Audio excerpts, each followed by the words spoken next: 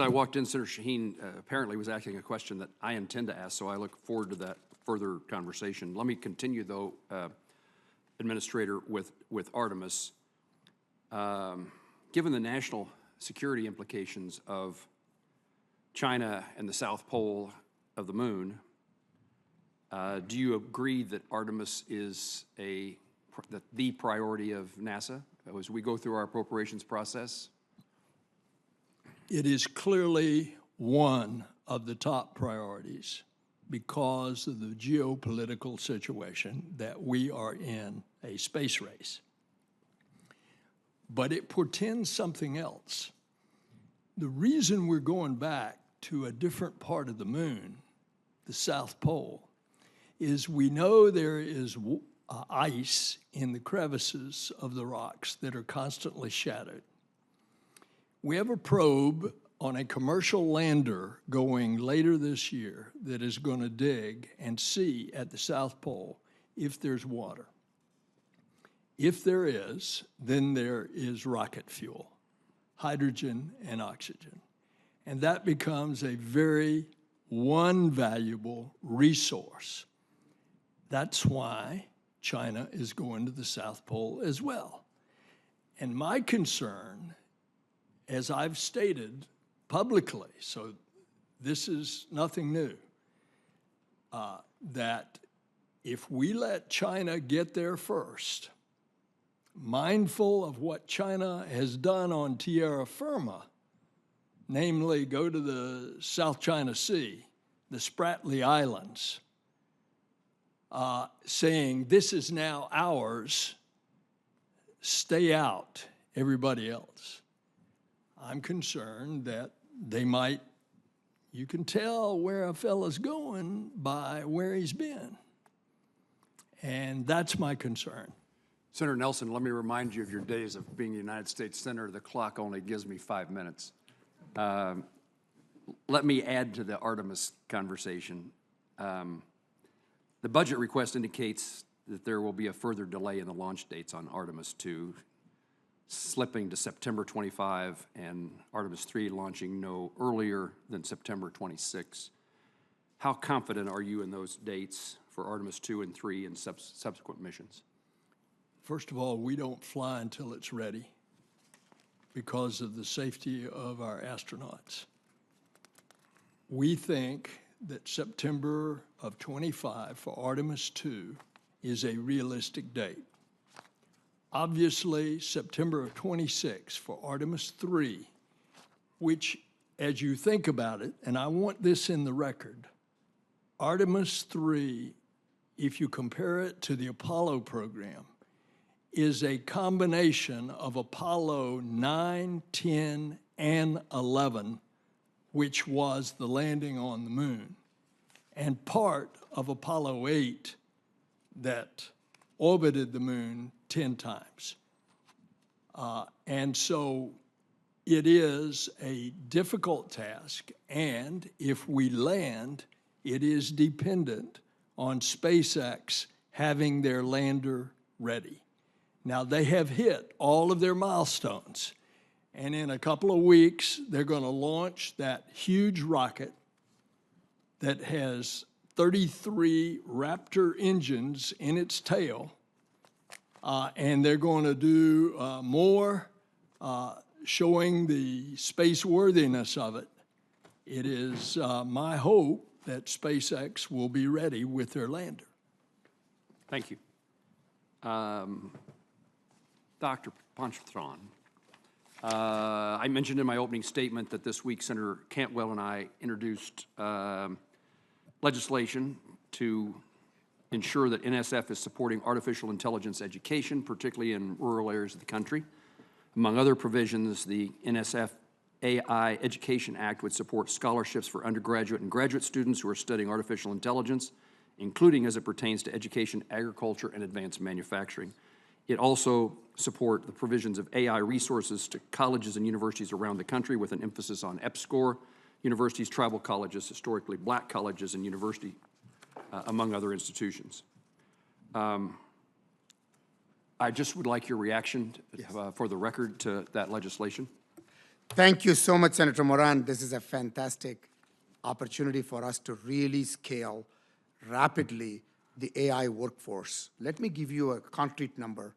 We would need 3 million AI workers trained as early as 2026 in our country. We cannot wait. Our competitors are out-competing and out-innovating. This is not the time to slow down. This is the time to accelerate really fast. These investments are very critical in AI because it impacts every sphere of what we do. Whether it is agriculture, you mentioned agriculture. We launched 25 AI institutes in the last 3 years. And let me underscore that with, we invested at NSF $300 million. We got partnership investments of $200 million, including from the private sector. This model of public-private partnership is how NSF is advancing in these critical areas. So I'm very grateful for what you have done, and I think this is timely, important, and I would say very urgent.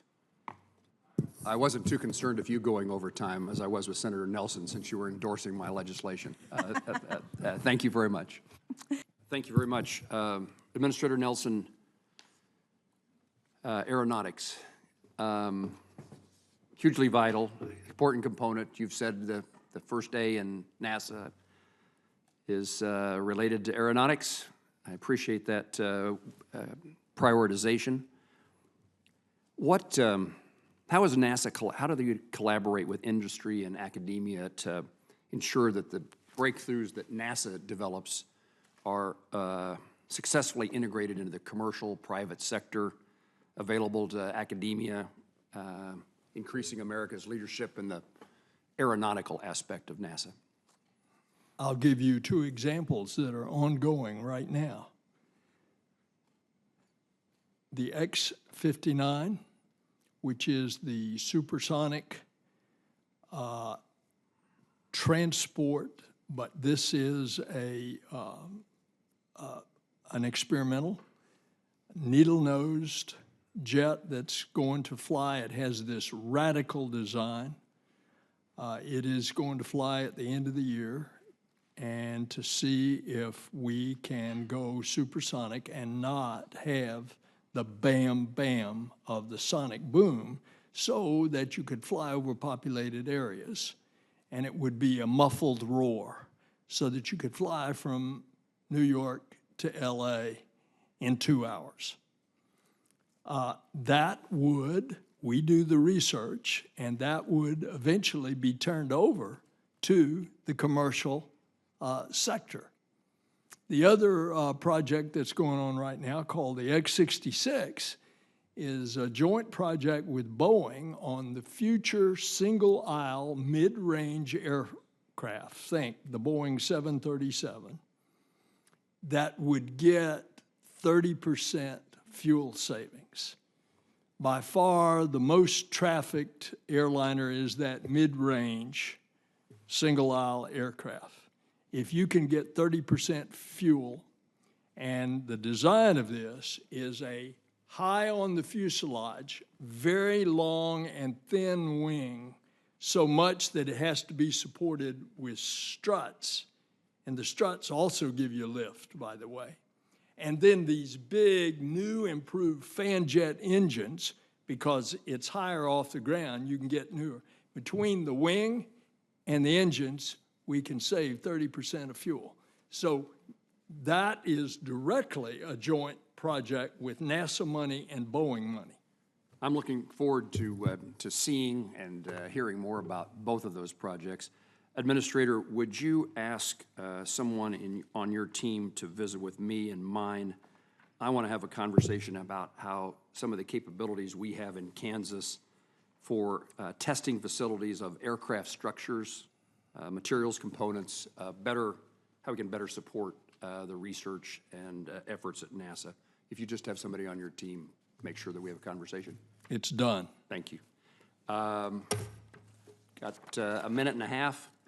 I got 6 questions, and let me pick between one of them.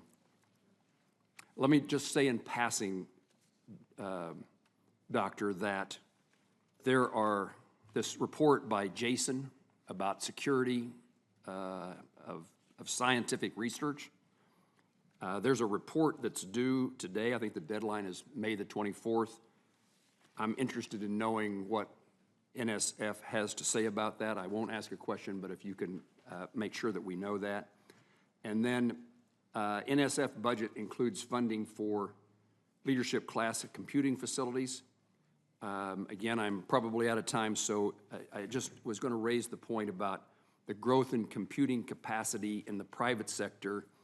How much longer should the government continue to build supercomputers that may be relatively obsolete by the time the construction is complete? Maybe that's a short answer if that's, we can. Yeah, if you, no, I can give you a very quick answer. I mean, we work very closely with the industry so that this problem that you're talking about, the becoming obsolete, it's a constant, partnership with industry so that the latest and in fact the more advanced technologies are what we are deploying. For the computing need, as you heard the response to the AI, the NAIR pilot that we talked about, there is tremendous computing need right now on so many dimensions, whether it is climate mitigation or whether it is AI, whether it is quantum. The modeling needs are tremendous in every aspect of science and engineering. So it's important that we invest, but we also, to your point, we need to partner with industry very closely to understand their roadmaps of technology development so that we are integrating their future technology thinking as we are planning our own computing facilities, and that we do as we are looking at the future like the LCCF and others. So government is always slower than the private sector in these advancements, and we need to make sure that we're get on the same path and not doing things that are obsolete. Thank you, Chairwoman.